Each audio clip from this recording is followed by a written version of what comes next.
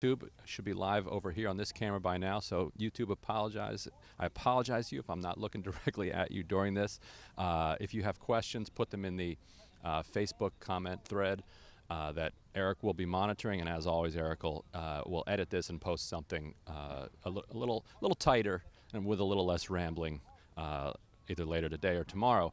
So for those of you who missed the 3-hour spectacle here on Capitol Hill, James Comey began it by saying that he was not going to read the novella that he published yesterday about his interactions with Donald Trump, and instead opened by calling Donald Trump a liar.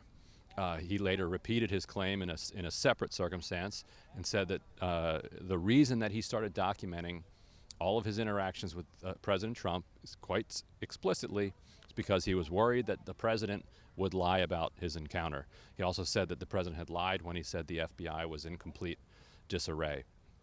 We have all sorts of things we can talk about. Put your questions in there, and we'll get to them. We'll get to them throughout this segment.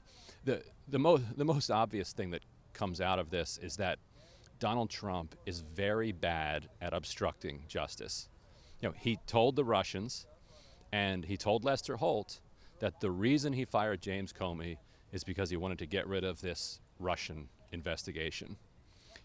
On its face, on Trump's own terms, he completely failed to obstruct justice in this case. Justice is going forward. In fact, justice is now steamrolling much faster than it was before because one of Comey's good friends, Bob Mueller, is now a special counsel looking into this, and that is a direct result of his firing of James Comey. Now, does incompetence get you off the hook from an obstruction of justice charge? No, it doesn't. Try to think about it this way. Imagine you went out and you tried to kill your husband, and so you went and found a hitman. The hitman turned out to be an FBI informant, so your husband doesn't get killed. You don't get off because you failed in the conspiracy that you were trying to pull off. The question is, did Donald Trump intend to obstruct the investigation into his fired National Security Advisor, Michael Flynn? And further, did he try to obstruct the investigation into collusion between the Trump campaign and Russian operatives? Asked today if he believes that there was any collusion between Donald Trump himself and the government of Russia during the campaign, he said he could not answer in an open setting, and instead would have to talk about it in a classified setting. So with that, happy to take this conversation in any direction that you guys want to go. So what are people curious about, Eric? So far, nothing has come across, Right. but I want to throw out something while we're waiting for questions to come in. Hi, YouTube. If you want to have questions, reach us live. Go to facebook.com/TYTpolitics, which is this camera here. Actually, neither one of them are cameras. They're both phones. Okay, so there was this... The camera is the HD one. Yeah, and then, we have an HD camera, too. Right. That's the one that Ryan was talking about for later. Okay, so there were a couple of Republicans. It wasn't as bad as the House, where the Republicans are just trying to run interference for Trump. But there are a couple of Republicans who would say things like, well, didn't he say, I hope that you'll stop investigating Michael Flynn? And does that really constitute, I think it was it Cornyn? And he said, have you ever heard of anybody being brought up on charges of obstruction of justice for using the word hope? What did you make of that? Yeah, Cornyn was the one who said, well, isn't the fact that he failed at what he's trying to do get him off the hook for trying to do it? That one is silly on its face. I thought Jim Risch, the Idaho senator, made a somewhat more persuasive case, though not ultimately persuasive, but more than Cornyn's. And Risch was talking about hope in the way that Eric was talking about it. He said, did he direct you explicitly to squash the investigation? And Comey said those were not the words that he used. Did he order you to squash it? Well, those were not the orders. Those were not the words he used.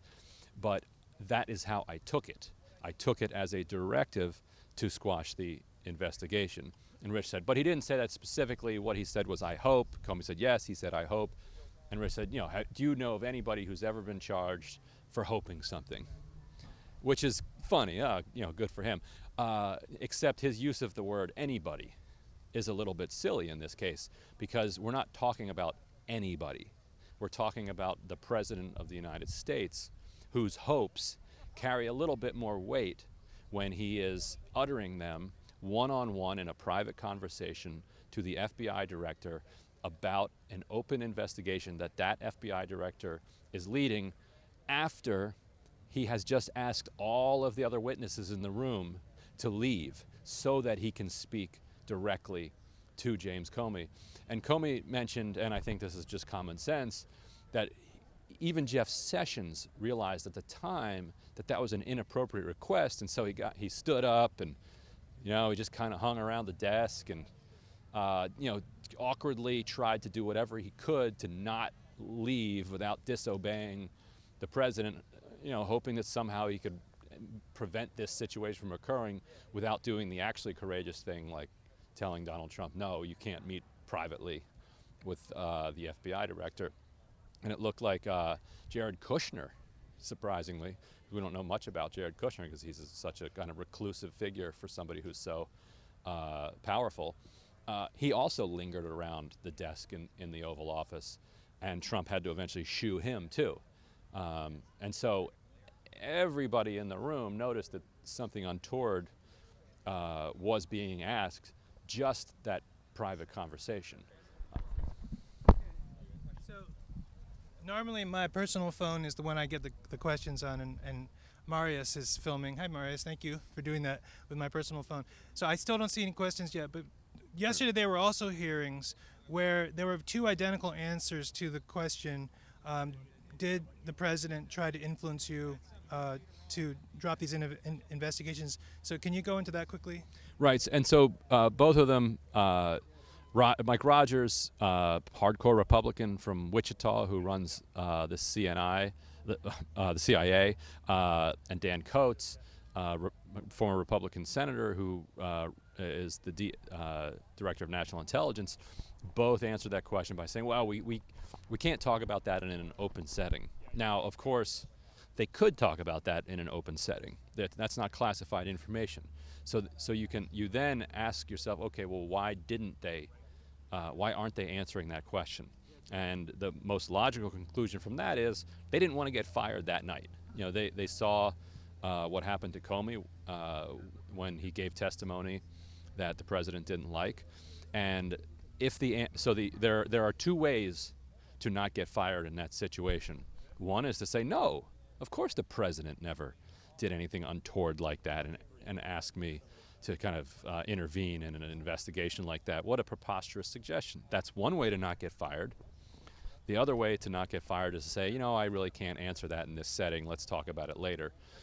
The third answer to that question, yes, he did, they feared gets you fired. And so the question then is that corrupt, or should we be happy about that? And it depends. There is an argument to be made that people who have some level of independence, even conservative Republicans like these, are better in that job than whoever Trump might put in the second time around. So my sense from Coates and Rogers was that they must have gotten together and said, how can we navigate this? And so I would believe it. Yeah. Okay, or someone else coached them, I don't know. But there's probably just the two of them. They're in the same boat pretty much. And they both said, I did not feel pressured. Mm-hmm. That was what they wanted everyone to hear. Yes. And then when asked, did you get pressured, they said, I can't answer. Right. Okay, and they didn't explain exactly Which was why. actually a smart follow-up from a band of lawmakers that are typically not behaving smartly, live. So that is a smart follow-up to notice that he was conspicuously saying that they didn't feel pressured. Because you say, oh, well, you could kind of say, oh, well, then I guess they weren't pressured. But in fact, you can't get busted for perjury talking about your feelings. Nobody can prove one way or the other whether or not you felt pressured unless you sent a text that night that said, boy, I felt pressured today, and they get that text. But otherwise, you could say, well, yeah, he did say, can you intervene in this situation? But I am such a man of strong moral character that I didn't feel pressured. Right. I didn't feel like that was appropriate. Nothing could move me. Can't move. I'm on a rock over here. Well, see, the thing is when I heard Comey say that he not only felt pressured, he interpreted it as direct. Basically, he said, I took it as an order. Right. Well, Comey's already been fired. Right. So he's not. But he was talking contemporaneously at that time. Right. And but he wasn't saying so publicly. Right, right. And the difference is the people who say so publicly have been fired. So they're trying to find ways of not lying while keeping their jobs. Okay, now I'll go see if there's questions. Can you tell them what you thought of Marco Rubio? A person I know who has top secret clearance was texting me saying, "Is Rubio trying to help Trump?" I didn't think so. Did you? I couldn't quite tell what Trump was doing. I couldn't quite figure out where Rubio was going with that exactly. So I don't want to speculate too wildly on that one. The other the other the other one that was kind of intriguing was Kamala Harris. If you remember her, she seemed to be making an insinuation that there was some evidence out there that Jeff Sessions may have destroyed some evidence at some point during the 2 weeks between the time that Trump pressured Comey to drop the drop the investigation, and when Sessions recused himself. She kept saying, "Did he have access to the evidence?" Like, and Comey was saying, "Well, theoretically, yes, of course he had access. He's the Attorney General," which is the right answer. I mean, it's the accurate answer, but it's an intriguing question because it's such an obvious question. Of course he had access to the evidence. Why would you be asking, oh, what do you know? Like, what have you been briefed on in classified settings that would lead you to throw this breadcrumb out there that we should be concerned about whether or not Jeff Sessions accessed evidence related to this investigation in this 2-week period between the time he Comey was pressured and Sessions recused himself, and did he have access to it afterwards even? And Comey's response to this was around the Sessions issue was, there are facts of which I'm aware, something like that. There are facts of which I'm aware that required him to recuse himself, which is an aggressively kind of positive statement, an assertion, a surety that That's more than what we know publicly? that seems to be more than what we know publicly, probably, because what we know public, he wouldn't have had to say it that way if it was just the meeting in his Senate office and at the RNC with the Russian ambassador. Well, here's why I didn't think Rubio was trying to protect Trump. Rubio went to where I think there's a tremendous weakness, and that is Comey. Okay, so Trump is so happy right now. It's the only thing we've heard from his lawyer right now. His criminal lawyer, by the way, not the White House, but his criminal lawyer has been singing that there were 3 moments in this timeline where Comey said, "You are not personally under counterintelligence investigation." Comey said in his long, what did you call novella yesterday, that one of the reasons not to do Trump's bidding and announce that publicly is that it would create the duty to correct should that change. And Rubio went right there. He was the first to mention it. So that's why I think Rubio is still mad about little Marco and the rest of it. Or he's just doing his job as he should.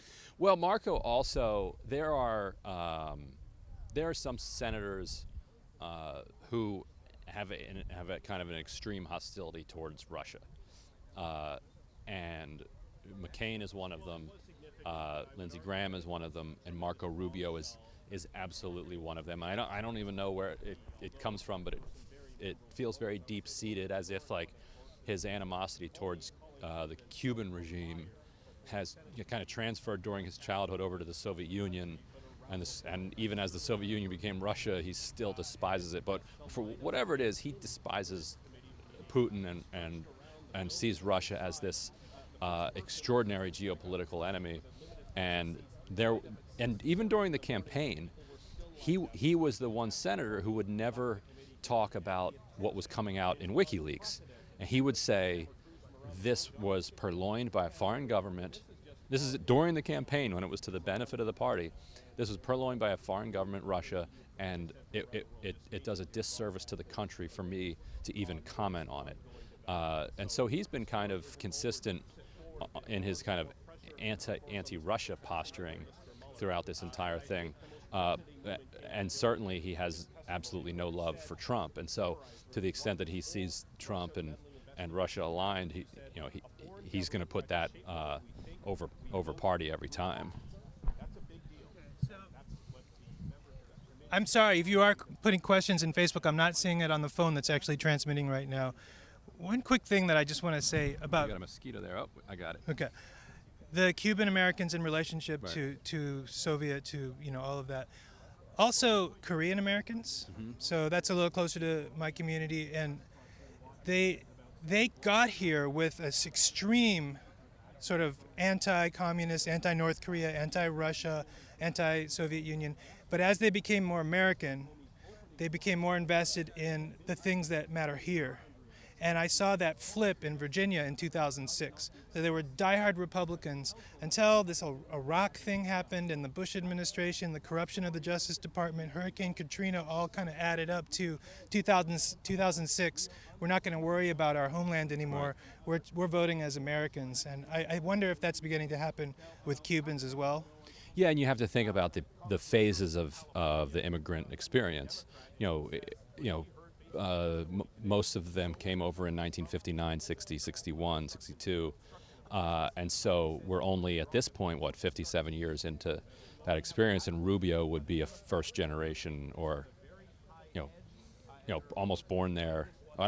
Rubio was not born there because he's running for president. Right. But he was, but his parents came here in like the late 50s or something. So There was some confusion about that when he was. Oh, right. Yeah. Yeah, that's what it was, because they came here. But his He storyline, he claimed they were run out by by Castro, but in fact they had left in like '56 before Okay, Castro was doing anything. Yeah. Anyway, he is very much first generation, raised there, so he hasn't had his children are very much going to be more Americanized, even though they're growing up in Miami, than he was in terms of like the overall culture. Well, let me try to use that as a segue to get to maybe some people who are frustrated aren't getting through, and they're saying, why do you talk about this issue? We don't want to hear about it. It's upsetting to us. We don't want war with Russia. And, we just mentioned that Marco Rubio may be a little bit tougher on Right. Trump, not because of little Marco and other disparaging comments, but because Rubio is more suspicious of Russia. Right. So what we kind of have to do this every time we go live. Right. Let's assume there's somebody who said, I don't want to hear about this. Please stop covering this. I only care about Justice Democrats and the pipeline. Nothing else will do. Why is this important? So one, it's important because it might mark the end of the whose phone is that? Oh, there's like 20 people. So it could end up marking the end of the Trump administration, and so that affects everything that everybody else cares about. So just on one like real level right there, it's important to cover it, even if it's all BS, because just for that fact, that political fact. What I would say separately from that is that you have to be able to distinguish the kind of like reflections on the 2016 campaign from the idea that there is a rather adversarial country that wants to influence our elections, and elections are central to keeping essential and essential to everything that we do here. And so it means that we have to figure out a way as a country, all parties, to figure out how to make our elections secure. I would say that this voting tied to the internet has been a failed experiment. It's time to go back to paper ballots and then force Russia to try to figure out a way to hack that instead. Separately, not every conversation about something that Russia has done wrong or done to the United States requires a response of, therefore we must go to war. There's the thinking around this issue is a little bit too black and white. You can say we ought to have secure elections without that meaning we need to go bomb Moscow, even if there are a lot of people who would like to see that happen, like Marco Rubio. I mean, we didn't even mention Russia for a long time in this live cast. And so that brings me to the next question. Without any underlying crime at all, the other really interesting thing that Rubio also brought up, which is, I think he did, the satellite comment that Trump told Comey, okay, maybe some people in my satellite are guilty of colluding Right. with the Russians, but it'd be nice to know that they did it and it wasn't me. Okay, Loyalty is a one-way street for this guy. I guess. I don't know. I mean, for whatever reason, Flynn, like he throws Sessions under the bus. Sessions was the only senator in the United States who was kind of like, that's my man, Yeah. early on, and now he's mad at Sessions. Flynn, for whatever reason, it makes me think that Flynn probably knows a heck of a lot more than Sessions knows about this whole I think thing. it's more a personality thing. Hmm. Flynn is charming in person. He also loves generals. Okay. He thinks they're cool, tough guys. You know, he's a very machismo guy. He likes people out of central casting in the casts that he likes, and so Flynn fits all of those things. Flynn was Stanley McChrystal's deputy when they were doing an assassination campaign all across Iraq. I think Trump is very much infatuated with the idea of these, kicking in all these doors across the Middle East and killing and capturing all of these different people throughout Iraq. Like that's Trump's kind of guy. He doesn't want to do it himself, but he wants to kind of be around those kind of guys. I think he sees Sessions as more of a bumpkin, who was a useful to get the other bumpkins to vote for him. But I don't think he's at all the kind of guy that he looks up to, or who he thinks he'd like to sit around and chit chat with. It's just not his culture. This like deep South. The whole Sessions thing that he's got Jefferson Beauregard Sessions the third, and Donald Trump are not the kind of simpatico people. He appreciates people who like him. That's the way to get to his heart, and so he's going to reward him for that. But I think that's the only bond. Well, but you might also be right that Flynn has. And I'm sure Flynn does, in fact. He knows more. Yeah, right. I mean, I think Sessions was useful, and whatever is compromising on Sessions, whatever he might have done wrong, if he destroyed evidence or anything, I think he was attracted to the Trump administration because what they could do to civil rights and voting rights and to immigrants had nothing to do with any of this craziness. If he knows something now, he kind of got pulled in. That's my feeling. And I really don't like the guy Sessions, but I don't get the sense that he's a conspirator and all this. But my question that I was trying to work up to is, if there's no underlying crime at all, and all we have is Trump was really, I don't know, stupidly, bumbling, haphazardly obstructing justice, is that still a big deal? Well, it's funny. If anybody deserves to go down for obstructing an investigation into nothing, I guess it would be Donald Trump. The investigation that Comey referred to was into Flynn giving a false statement about a variety of different things. Now, it would be interesting if the false statements that Flynn gave were not themselves around any type of a crime, because then you're a couple layers removed. You're blocking an investigation into a lie that itself was then blocking an investigation into something that maybe wasn't even happening. But the FBI has sent thousands upon thousands of people to prison for far less than that. And I wouldn't put it past them to try to do it one more time here. No. I think we're partway into the beginning of the end. Maybe in the middle. We're in the middle of. Somebody put up this great little interactive that compares the timeline of the Nixon impeachment to the major events on it to the timeline of the Trump, whatever it's going to be, and the major events on it, starting from Nixon's election in '72 and Trump's election in 2016, and the overlaps are amazing. And it looked like we were about halfway through if it continues along the same pace. So. Yeah, and which would mean he'd be out of here, what, a year or so. All right. Thanks, everybody.